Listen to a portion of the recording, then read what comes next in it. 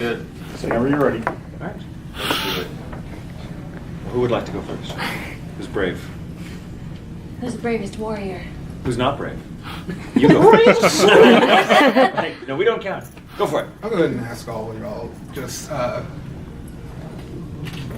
what challenges have y'all faced in this industry? Oh, none. It's easy. Well, about 5 minutes ago, there was this locked door.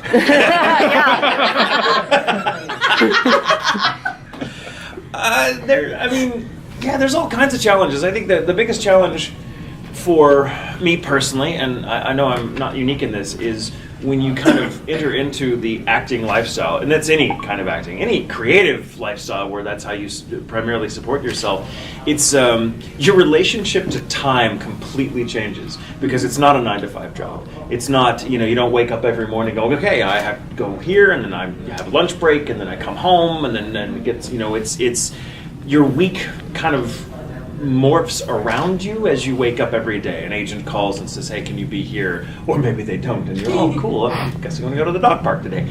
So that's weird, and it's the hardest, the biggest challenge people don't think about is when you have other people in your life, friends, family, loved ones who have 9-to-5 jobs, it's hard for them to square your weird, chaotic schedule with, their relatively stable one, and that it can cost a lot in terms of strained relations, because people are like, why can't you show up to this thing? Right. Well, I know I made plans, but then I got this gig and I couldn't turn it down, and so things like that. That's the hardest part. So to pursue the work, you have to kind of, sometimes your personal life has to suffer a little bit. Mm-hmm. I would say in regards to that, just relationships in general for actors are tough anyway, because you have to basically, when you enter a relationship with your significant other, you have to be like, hey, so I might get a role where I have to make out with somebody.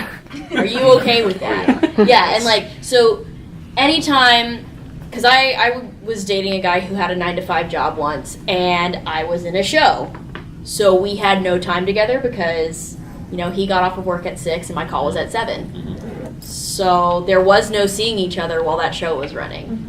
So it definitely puts a strain on relationships, but in general, I feel like that's one of the most difficult things to do, as well as the fact that we face constant rejection every day. Oh, the job is like 85% rejection. Right. If you're lucky, it's 85%. Right. It's more like 95. Yeah. I'd say inconsistency and appearances. I've recently lost a lot of weight over the last year, and when I was heavier set, I noticed I wasn't getting much work. And that didn't bother me because I got to spend a lot more time with my family and such and focus on my day job. But since then, my life has been picking up, which I'm very thankful for.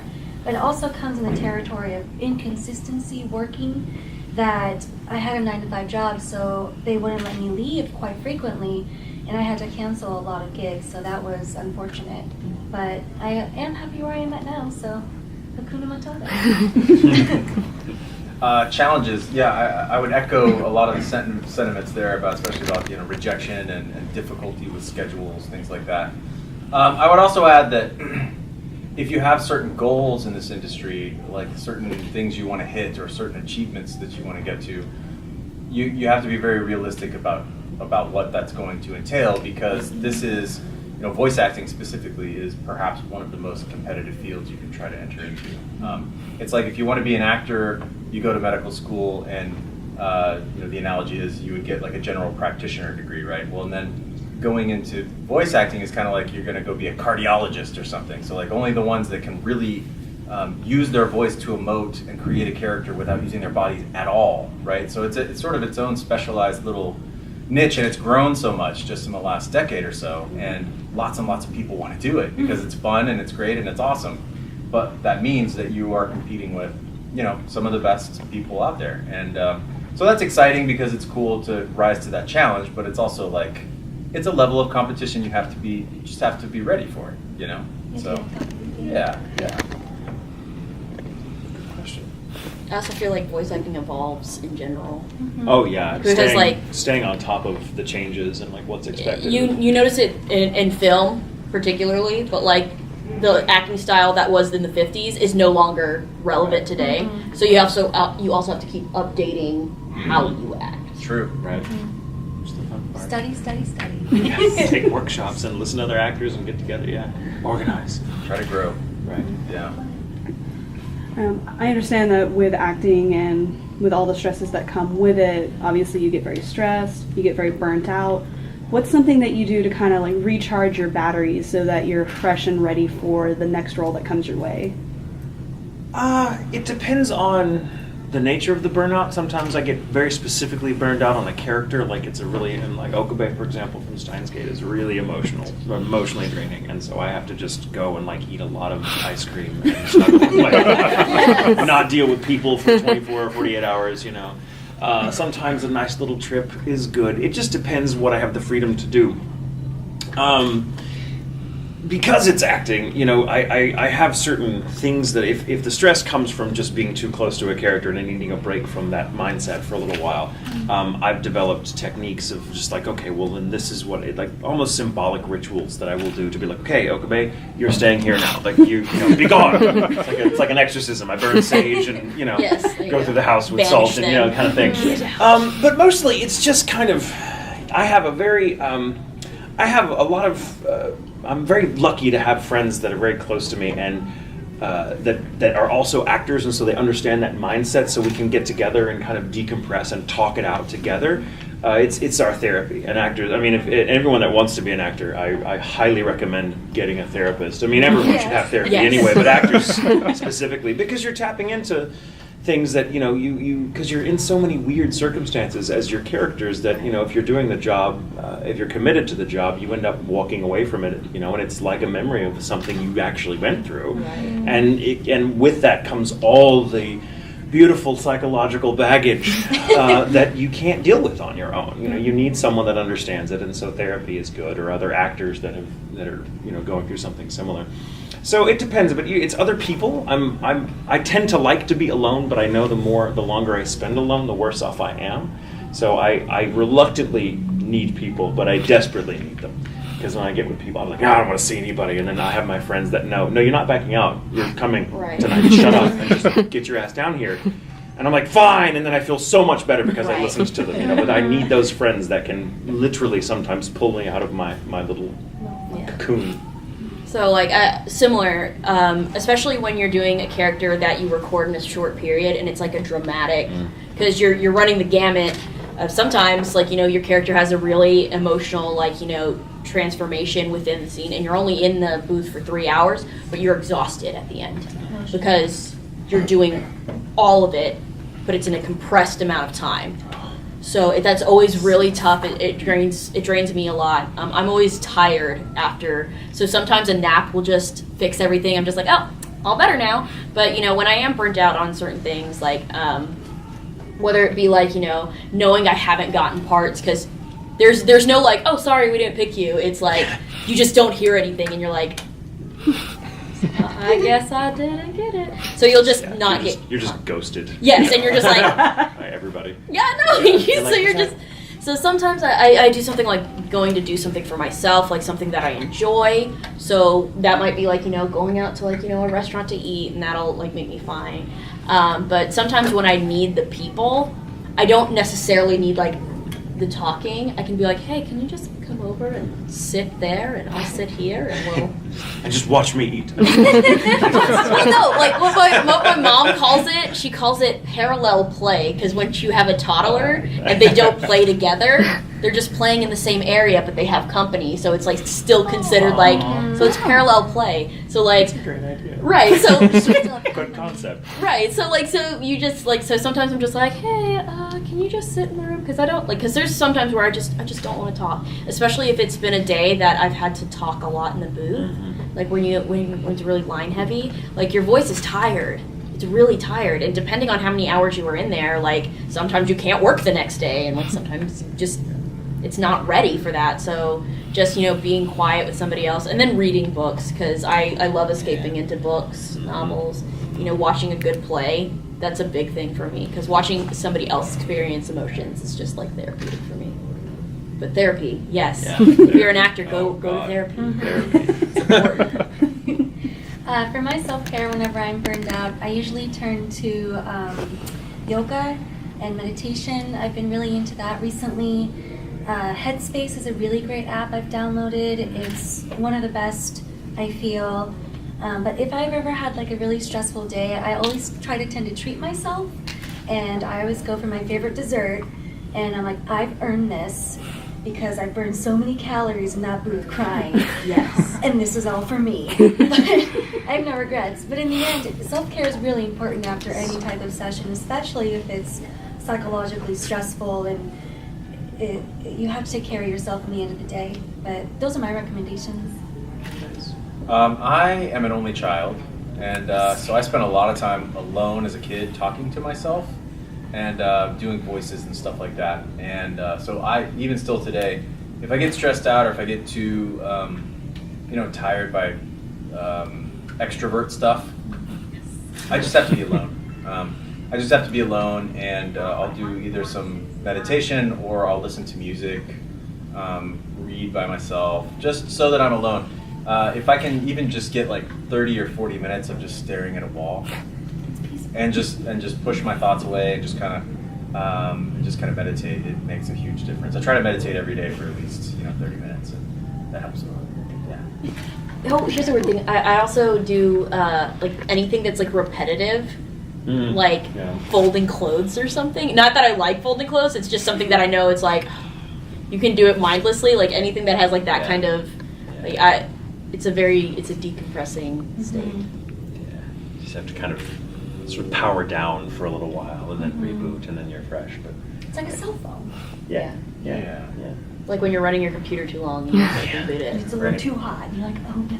Updates are needed. Sometimes it's too long and we're like, oh yeah, okay. Would you like to restart now? No. Remind me again tomorrow. And then I'll remind you to remind me again the next day. And then we just power down and then we're like, whoops. Or then you have breakdowns. Yeah, that's exactly it. Which is when your computer just goes, well, I updated because you were taking too long. And the breakdown, it's really interesting because sometimes you do get breakdown. I mean, everyone does. It's not like actors are special in that respect, but sometimes we might be a little closer to breakdowns because our schedules are so crazy. And something else I wanted to mention in reference to the first question that has only occurred to me lately is that acting, unlike any other kind of job, is not the kind of job where the more you do it, the better you feel. Like it's, I mean, what I mean to say, there are no benchmarks for like, oh, and now I got a raise, or now I'm this, now I went from management to upper management. There's nothing like that. You just kind of go, it's literally one day at a time, and you kind of reinvent yourself every few months or weeks or something. And so it's constantly, you're in that state of, am I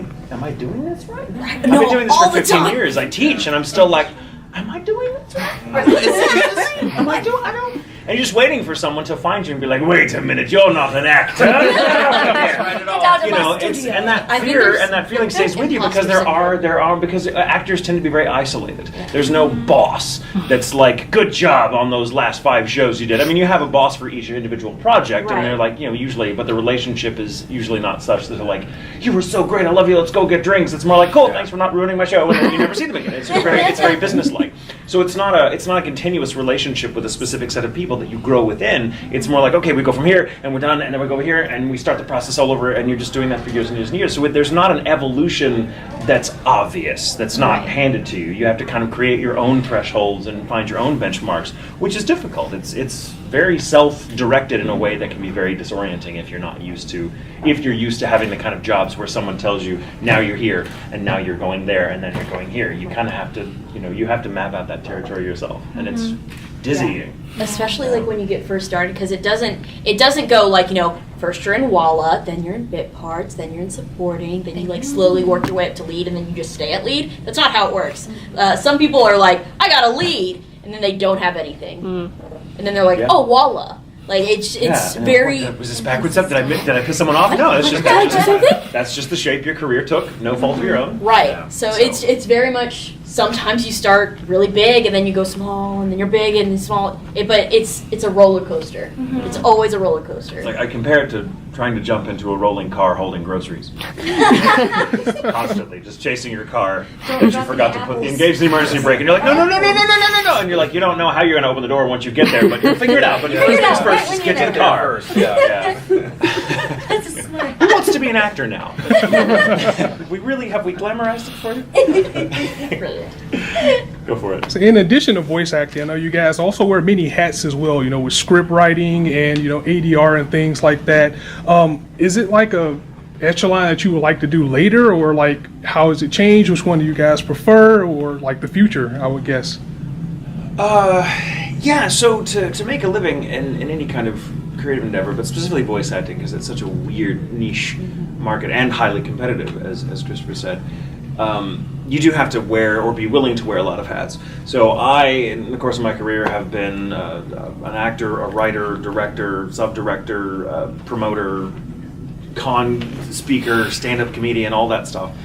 And I used to think about that all the time, like, what do I prefer? What do I like doing? And I realized how much all of them kind of cross-pollinated and inform the other, so I no longer separate my writer self from my actor self. They're all, like, when I write something, I act it out. Or it's the form of, it's weird as it sounds, writing it out and finding the words is a form of performance for me. Likewise, when I'm in the booth, you're frequently writing in your head, not the lines, but the subtext. Or writing the backstory, the let it be trues actors give ourselves to kind of find the emotional truth of the scene.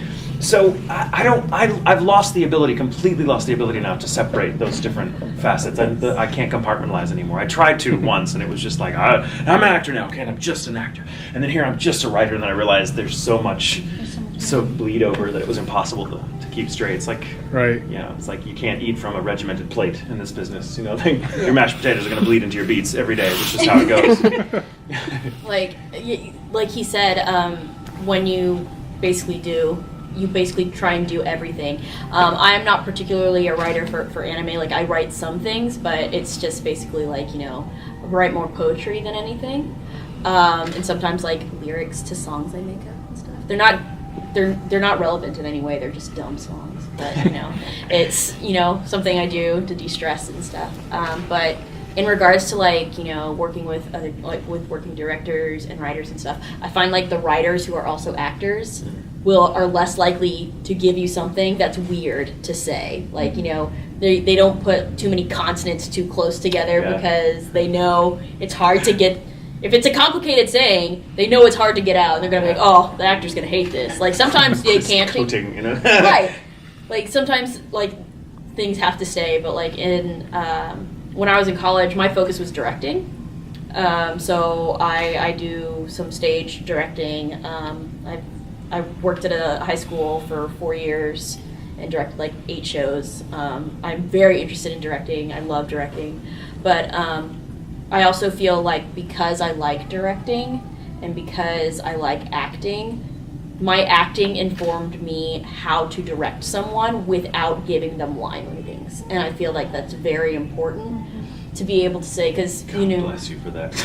Well, no, God it's so important to if you have cast a role, you trust that person to kind of know where they're going with the role. So unless because some people are like, hey, can you say it like this, and then they just give me a line reading, and that's it's very limiting. But I feel like if you say something like, could I get a softer emotion in that, that's something the actor can be like, okay, let's see, and then you just tweak the words you're telling them to get a really true. Well, because the thing is actors love being able, because sometimes they'll come up with something that I didn't even know I wanted until they did something. But if I had told them to say it a certain way, I would have just been like, okay, cool, that's it. But by letting them explore, oh, that's my favorite part. When somebody does something amazing and you're like, haha, I did that. It's not no, you didn't. But it's directing is all the actors did everything, but I claim it. This was all my idea. That's what I like about directing. It's very true. It's really directing as a ball. It's wonderful. Over the last year, I've actually gotten into assistant directing, and it's a lot of fun. I really enjoyed it. But what I really prefer actually is casting. I know Japanese, and I always compare the Japanese voice to the English voice and tonality. I'm a little way into it. But casting, I'd love to get into in the future. It's really fun. And plus, I just want to hear my friends more. And they have beautiful voices. Why not use them? That's neat. As for me, I do primarily acting. I do some writing as well. I would like to get into the directing at some point. It's very time intensive, so the directing piece typically, especially if you're doing like ADR directing, it's like a full-time job. You know, you're doing it kind of full-time during the day, which can be a little bit limiting as far as your availability for roles. This kind of goes back to what Tatum was talking about with, you've got to be sort of flexible and available as opportunities come up. So, but I definitely will. I see myself getting into it at some point. I think right now I'm so deep into enjoying the acting piece of it that I'm just pursuing that more than anything else. So.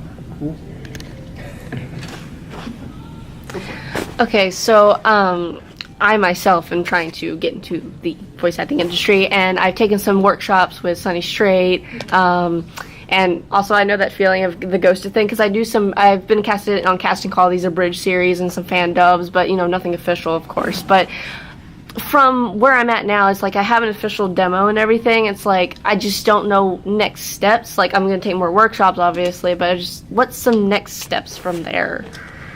Next step, I mean, if you have a good, strong demo, shop it to agencies. There are a lot of agencies in the area, and some of them are quite good, and these are people that, if you've never done it before, the agency, what an agent does can seem kind of weird, like, why don't I just do that for myself kind of thing, because I tried that for a long time, and then when I finally got an agent, I was like, oh my god, I was doing so much more work than I had to, and it just opened the doors to all these contacts and stuff, and that's an agent's job, is to come, to know you and what you can do and be like, I think you're a good fit for this client over here that's looking for this, so we want you to audition here. And that's half the battle, is the business side of it. So, and that's something I really stress actors learn. I mean, we're actors, we're creative people, we don't like business or math or, that's why we want to be actors. Like, we could play a businessman, absolutely, but but we're not interested in that. And the sad reality is that if you don't look into because this is such a self-directed career, for everyone who's in it, like, you have to know the business side and learn it, or that there are unscrupulous studios and agents out there that are more than happy to fill that vacuum of knowledge with their own interests. So you have to learn how to protect yourself and who to go to and who to trust and who to network with. We talked a little bit about networking in our last panel. I was there. Build a support group, because actors need each other and they have to organize to help each other out. We get together and we talk about, have you been to that con? Oh yeah, it's a great con, go to that con, don't go to that con. Or avoid this studio or that studio. You need to know that. But next steps are shop around to an agent. If after 6 months, and it can take a while for an agent to bite, if after 6 months you're not getting anything, do another demo reel. Then it's time to change your demo reel. Keep updating. And I mean, even those of us that are established try to update our demo reel every couple of years, just so the agent has something that's reflective of your current, not just your current voice, because your voice will constantly change, especially the more you use it. But as Meg was saying earlier, the style of what's acceptable, what's wanted, it changes. So if you notice, pay attention to what's out there. Listen to the radio and be like, oh, okay, I'm hearing a lot of this type of read, this type of voice. Make sure that that's reflective in what you put on your demo reel. So you're like, oh, I can do that too. So be aware. So next steps for you, continue taking workshops. Do that for the rest of your life. Yeah. Right. Because there's no point where I have arrived. I no longer have to work. I have mastered acting. No, you have to continue taking workshops, but that's how you meet and network people and get with them. And if it gets to a point where the work just isn't happening, and it may not, even if you do everything right, if the work's not happening, get with people that you know and create something and put it out there. I know that sounds like a cop-out, but not enough of it is done. A problem, I shouldn't say problem, something I've noticed for years is actors tend to have, how do I say this nicely? Our dreams of success tend to be very cliched. We want to oh cool, that's great, but I want to go to LA and hit it big in Hollywood. And that's great and all, but it's nowadays that dream it's kind of one of those things where, like, why not stay where you are and encourage the talent pool that's there. There's just as much talent in Dallas as there is any other city. Why not get people together and make your own stuff? And actors are sometimes really weird about making their own stuff. They don't feel validated unless someone comes to them and says, I want you in this. And if you're looking for that kind of validation, it's a trap. It's a trap. So go out, organize, get people together, and make your own stuff. If the work's not coming to you, you make your own work and get other people involved in it, because things can happen. There may not ever be something more than something you put out on the web, but it may blow up in some way that you don't anticipate. Look at how many shows come out of nowhere. Exactly. And suddenly these actors that were, from Iowa or whatever are suddenly on the national scene, and they're still living in Iowa. It's a really exciting time now. There's opportunities for it. So don't follow that sort of broad path that used to be valid for people 20 years ago and before. Like nowadays, you have the power to carve your own path. So next step, shop around. While you're doing that, get with people, write new stuff, put stuff together, make stuff that you can act in. Okay. That's what I would suggest. It's a big responsibility, but that's the life. And it's the kind of life, acting more so than any other kind of life, you have to have a sort of warts and all approach. You have to be thankful for the awful things, and you have to be thankful for the really good things, because like I said earlier in the panel, it's all grist for the mill. When you're going through a period of rejection or a dry spell, it's tough, it's hard, it puts you at odds with your friends because you're in a bad mood all the time maybe, but that's experiences you can use for your craft and your art. And unlike other types of careers, that's at least you have a processing power that other careers don't give you, because you can use it. You can use everything. So I'm rambling. But So everything he said is right. Like he's right on all of that. We should hang out more. But I would say an important thing to note, like, what is your demo specifically of? If it's geared straight towards character, I recommend also doing a commercial reel, because honestly, the voiceover situation in anime is not as profitable as commercial, and you're going to get more out of commercial financially. So my main recommendation is, one, to make a commercial demo and shop that around as well, because I know a lot of agencies don't necessarily shop around for anime in particular, so because that's not something that is like, it's just not lucrative enough for them. Right. Yeah. So there's that, and then also I always recommend improv workshops, because I think they're super important, and also I also recommend doing some sort of stage work, because the thing is like, everybody always really likes to know that the voice actors are still acting in other aspects and facets. Whether they're doing workshops, they're still learning, and when you're in those situations where you're going to a rehearsal like every day, there's no way you can't learn unless you're not open to it. You're always learning new things, and like the biggest thing as an actor that you learn is steal. Like if somebody does something really cool that you've never thought of before, you're like great, I'm gonna keep that in my little toolbox. Like some people call it their bag of tricks. I call it my toolbox. So like I've seen people do certain things with their voices that I've been like, I've never done that before, I'm gonna do that. So I steal little tricks. I'm like, and when somebody does something really interesting, I'm like, hey, how did you do that? And they're like, oh, well, I talk from the back corner of my mouth, and I'm like, oh, done. You just take all of that in. You just absorb it like a sponge. The old phrase that Stravinsky used to use. He was like, artists borrow, great artists steal. It's very true. Like you just take it and make it your own. It's how you find your own voice, is trying to do what other people are doing, because it's not going to come out the same as theirs. If you're going to find a new voice that you couldn't do before if you try to imitate someone else. So definitely in regards to getting into the voiceover world, it's very difficult. Yeah. But I would say, to expand your chances, work in other avenues. I do, I used to do a lot of theater back in the day. That's a good way, in a sense, to broaden your horizons, meet new people, and get a lot of network, in a sense. By myself, I usually go karaoke all the time, and I see a lot of people there, and I go, hey, how are you doing? I'm just here to chill by myself. But in the sense, what Michael and Meg were saying, it's all true in the sense. It really comes down to who you know and all that jazz. But also, online sites I found are a really good place to go to, like voices.com, Voices123. There's even another one for audiobooks as well. So you can never really run out of options, because really you're the only person who has your voice. So make it worthwhile. But that's my advice. Yeah, I mean, for me, I've always tried to treat acting just like it was any other job. So from that perspective, I mean, it's something I'm very passionate about, and it's something I want to pursue, you know, with all my heart and with all my, with all the things I love about it. Because there's a lot of things to love about it, but it's a job. Mm-hmm. So how does a carpenter become a good carpenter? They build every day. Yeah. They don't build just as. How does an accountant become very good with numbers? They work with numbers every day. So you have to pay yourself first with this job. And the way you pay yourself first is by, if you want to be a voice actor, record yourself every day. Every day.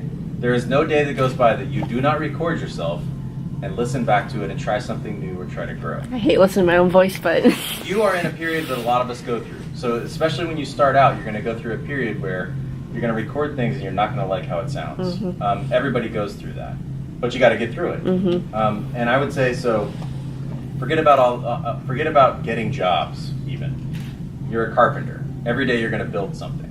You're going to have 30 minutes to an hour every single day. It doesn't matter if you're in the car. It doesn't matter if you set up a recorder outside the shower. You're going to have 30 minutes every day where you're going to record yourself and you're going to listen back to it. You're going to develop that as a habit every single day. And you'll notice if you can stick to it. The hardest thing for anybody who wants to try to do this stuff is sticking to it, right? But if you can stick to it consistently every day for like 3 to 6 months, you will grow tremendously if you can do that every day.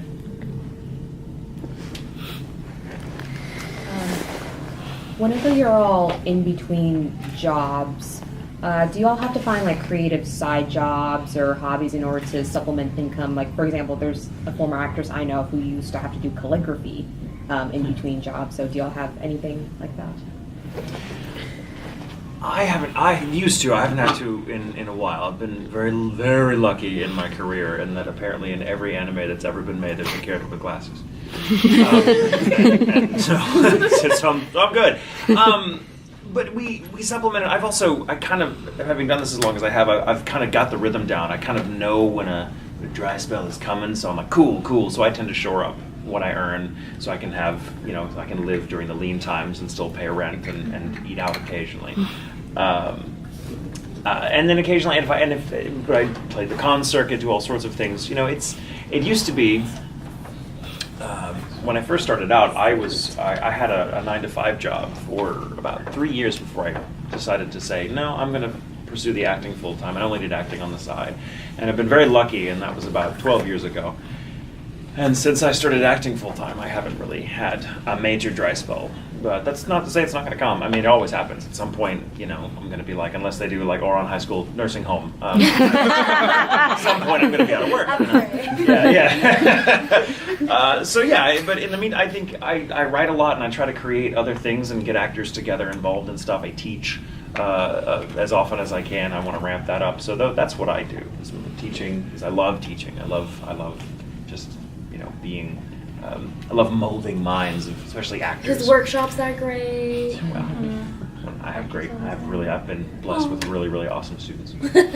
So, what about you? What do you do now? Well, okay, so this is gonna be weird, but so my dad, he has this grand retirement plan of retiring to a farm. So we have the beginnings of a farm, and so we have a bunch of blueberries, and we have 17 beehives. So I harvest honey in my spare time. Yeah, that's so weird, Meg. It's like, wow. I thought you were gonna say like mortician's assistant or something. And it's like, but would that be kind of but my last everybody's all like, oh, E-I-E-I-O, and I'm like, yeah, I know. Hey, I lived on a farm. It really to me. I did too, actually. No, like I absolutely love it. So like, basically, because it's a very flexible job, because I'm working for my dad, basically, it's very much like, so I don't have any work. Do you have anything for me to do at the ranch house? And he's like, yes. Can you clean this? Reorganize the barn? And I get back there and he like has destroyed it. And I'm like, dude, what? So I basically, sometimes I live out in the country, and then when I have more work, I move around a lot. So it's basically being flexible. So that's what is the most appealing part of the job that I have. But I recently was going through a pretty tough dry spell in regards to acting and stuff. and it's disheartening. It's if you don't know it's coming and it suddenly hits you, you're like, oh, there it is. Okay, because everybody told me it's a roller coaster, and I hit my first real low one, and I was like, whoa, okay, wow, all right then. But honestly, I did what we had advised you to do earlier. I made a new demo. I did a bunch of maintenance stuff in regards to acting, updated my resume and stuff like that, because I'm terrible at it. I'm terrible at updating my resume, and I was like, well, I guess I should do this. Finally did it, and I sent it out some places, and they were like, oh yeah, that's okay, all right then. But it's one of those, if you have a good hobby on the side, it helps you through it. But yeah, I feel like a lot of us have weird extra side jobs to supplement when we don't have something going on.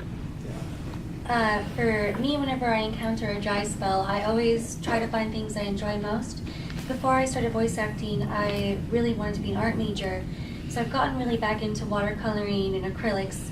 But every week, I always go to karaoke. I love musical theater, and I speak Japanese, so I always try to spend at least 3 hours, practicing singing in Japanese too.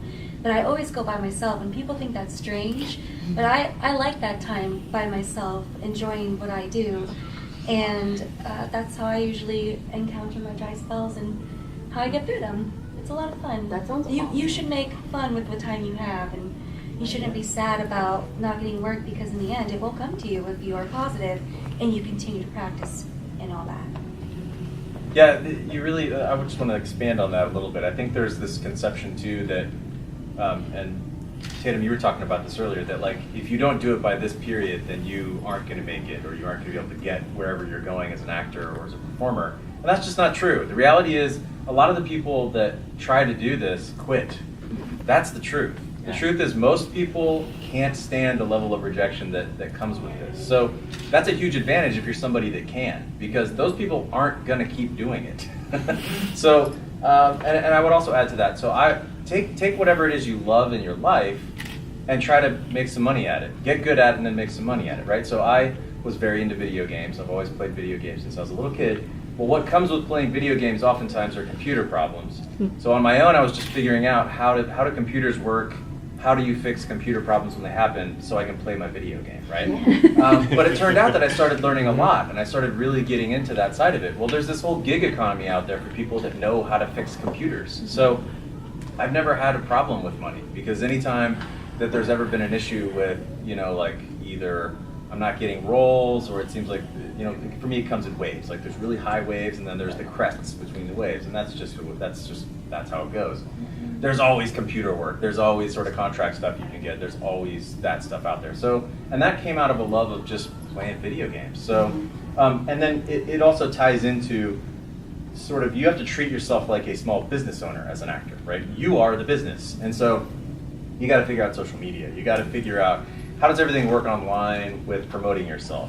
Especially if you're going to be going through online casting sites or things like that. You've got to figure all that stuff out. So it all kind of ties together. I would recommend to anybody who's just in high school or whatever, and they're interested in voice acting, figure out YouTube.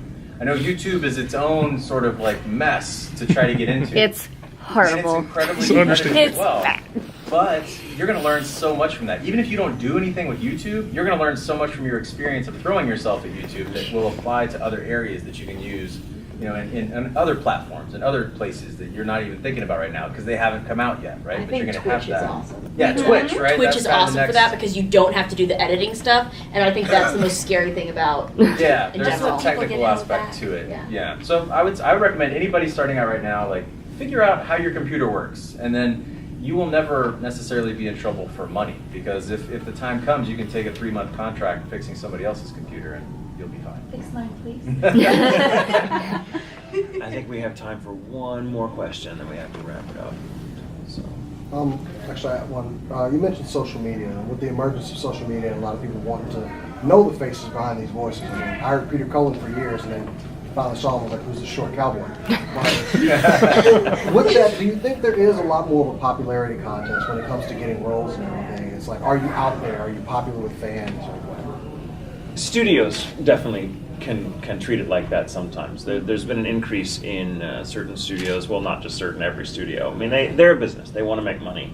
And if they have, all things being equal, talent-wise, if they have to choose between an actor that no one knows and has no social media presence to put them in a lead role versus someone who's just as good but who has a huge social media presence, so there's built-in promotion for their product right there, they're going to go with that actor. Now that's in all things being equal. Frequently you find that they don't even care if this person has acting experience or not. Like I've known friends of mine out in LA that'll be like, yeah, we used to be in these shows, and now studios hire us to train the social media personalities. I shouldn't social media personalities who aren't actors and who had no interest in being an actor. But of course, someone comes to you with, hey, do you want to do this show? And they say yes, and they don't know what they're doing, so they hire more experienced actors who were like, oh, I auditioned for this, and now I'm training someone who isn't qualified how to take work from me. Yeah, that does happen. I think, but the flip side is social media also allows all of us to get on that game and be like, cool, I can create content online, or I can just tweet or put pictures of my French bulldog up, and I slowly gain that visibility too. So it's more what's the word I'm looking for? It's slowly leveling the playing field because we're all figuring that out. Mm-hmm. So it's not as big as a problem as it was, say, 5 years ago when studios were like, social media, yes, you have an account that you have X number of followers, you're going to get a role, even though you can't. You've never acted a day in your life. But luckily, like the rest, the older school talent are catching up to that. Like old man Tatum learned how to use his phone, so fine. I have a Twitter account and that Instabook and that Facegram. I stopped using carrier pigeon for everything. I do enjoy the pictures of your dog. Thank you. I need to put I want my dog to just come to cons in my place and just everyone to be like, this is the real J. Michael Tatum. He's where the voice really comes from. Right here. Yeah. Just a bulldog with glasses. Yeah. I'd go. But yeah, I have so much trouble with social media in general because I'm not good at updating. A lot of times I'm like, oh yeah, I'm at this con, I should put that, what are the cool people doing at this con? So I did that for this because I was like, oh, I'm gonna do that. But I'm really bad about posting that kind of stuff because I feel like nobody's interested or like nobody cares. So I'm not very good at it, but I'm getting better, and I definitely have seen audition sites that say like they want you to have at least a certain amount of followers, and that's always very disheartening because that's not what I went to school for. To have followers. Right, like. I just want to be a successful actor. I don't need everybody to love me. I just want to get. Right. I just want to act. Yeah. I've been to certain studios where actually the sign-in sheet will ask you how many followers you have. And it's a little disheartening in a sense because I only use 2 formats of social media, Instagram and Twitter. I don't use Facebook anymore. It was too difficult and too many strange things. But in the end, I like my platform and where I'm at, but I have been told my look of certain things needs to change, but then you're asking me to change. And I like who I am, and I've worked to be where I'm at right now, so if I want to change, it'll be on my accord, not someone else's. But that's something hard too, I've noticed. But social media is great. I've met a lot of fans through it. I've met a lot of clients through it. It's a great process, but in the end, it's how you present yourself on it. Because someone can have a totally different persona online, but in person, they might be a total mean person. But online, they're totally sweet. But it's very different. But I like me. My real persona is online. So. Yeah, I will say, you're going to talk to most actors about this and ask them this question, and their answer is going to be probably about the same no matter what level they're at, and that is that I think if every actor had their choice, they would just act. They would just act. But there's always been necessary evils in acting because so many people want to do it. There's always been barriers of entry. There's always been thresholds throughout history with performing arts in general, not just acting, dancing, all kinds of performance. So I think it's interesting because in one way it democratizes things, but in another way, studios and producers can absolutely use it as a tool in a way that it probably shouldn't be used in let's call it nefarious ways. But if it is nefarious, it's a necessary evil at this point. That ship has sailed. It sailed a long time ago. There's no putting the genie back in the bottle with that stuff. Now, are people becoming more sophisticated with it? I hope so. I hope we're understanding, in 2018 that just because you have 300,000 followers doesn't mean that you should be, the lead character in the next big video game or whatever. I hope that that's happening, but I also recognize that whatever we're seeing today is not indicative of what we're going to see in 10 years. And if you want to be a voice actor in 10 years, but you can't keep up now, man, I don't know what's going to happen in 10 years, right? Because then it's going to be VR technology. And now actors have to appear in your home on social media as holograms or whatever. If you can't deal with social media now, right? You've got to, it's just going to keep evolving. So that's the thing, evolve or die. And if you can evolve, a lot of people are going to die. So you've got a chance to keep doing this thing, right? Yes. And that sucks. But there are realities So here, dark. right? One thing I don't want to do is have anybody come away from voice acting thinking well, this sounds fun. It is fun. It is super fun. But this is the most competitive thing I've ever done in my life. I mean, but it's well worth it. I would keep doing it as long as I possibly can. So that's my answer. Social media is a necessary evil. It can be really fun depending on how you do it. I like your approach. Try to just be yourself, is my advice. If somebody's talking to me about I'm daunted by all these things, you don't have to reinvent yourself. All you have to do, a fan just wants you. So if you can provide them some access into that, even if it's just this is what I ate for lunch the other day. There's a voice actor named Ian Sinclair, and he's fantastic. He's a fantastic actor and voice actor, stage actor as well. And he does a hashtag on Twitter called WeSeats. And he doesn't tweet very, very often, but when he does, it's a picture of something that he wanted to show the world that he was eating that day because it's some delicious food item or whatever. That takes 30 seconds, but he has so many fans that can connect with that. They're like, ooh, I remember when I had that, or whatever. There's a level of connection there that he can foster with something like that maybe that's not his favorite thing to do, but that is a necessary evil. I mean, you sort of have to do it. So, Yeah. He's not pretending to like food. No, He likes food. Yeah, he loves food. Hate food. Well, thank you guys for having us. And Thank you Thank you for guys. being here. Thank you.